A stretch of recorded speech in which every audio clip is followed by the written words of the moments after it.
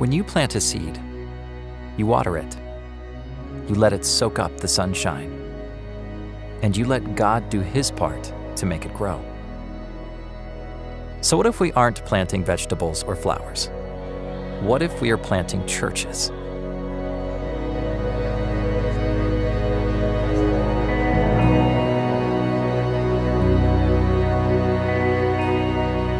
Every year, thousands of Seventh-day Adventists set out to plant a church.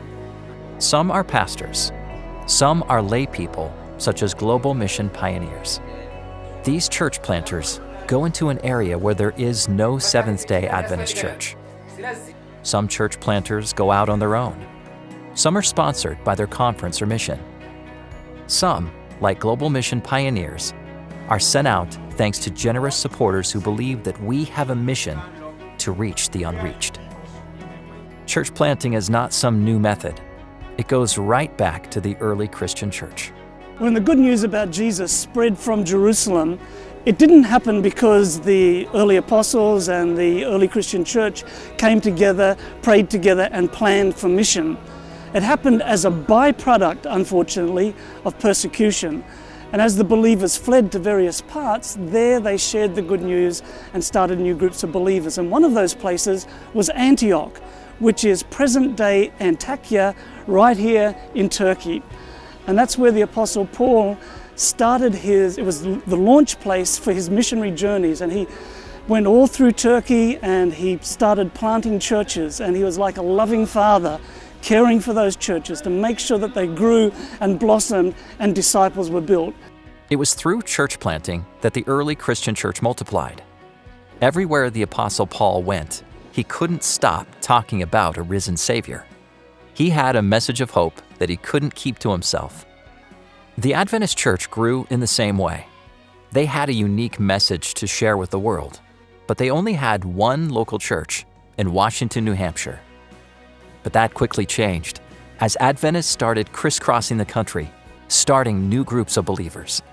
The Seventh-day Adventist Church began as a church planting movement, and it has only continued to grow as it is focused on starting new groups of believers. And as we look to the future, it will only continue to grow if we keep our focus on the importance of starting new groups of believers in unentered areas and among new people groups. The Seventh-day Adventist Church has grown tremendously since those early years. In 2016, a new Adventist church was established every 3.3 hours somewhere in the world. Yet despite tremendous growth, there are many people who have still not heard the Adventist message, or even the name of Jesus. In fact, 2/3 of the entire population of this planet don't know Jesus. Sometimes people ask, why church planting, church planting, church planting? Why the emphasis on church planting? Global Mission is all about church planting. Why the emphasis? The answer to that is because we are wanting to expand our borders. If we continue to put all of our resources into the same places that we've always put our resources, we're not going to grow, we're not going to move into the unreached people groups, those who haven't not yet heard of Jesus. People will sometimes say, I go to a church and it's not even half full. Why don't we fill that one first? If we did that, we would still be in New Hampshire. The Seventh-day Adventist Church is all about growing, moving into unreached groups, starting churches where there are none, because that is what Jesus asked us to do. And then, he said, he'll be able to return.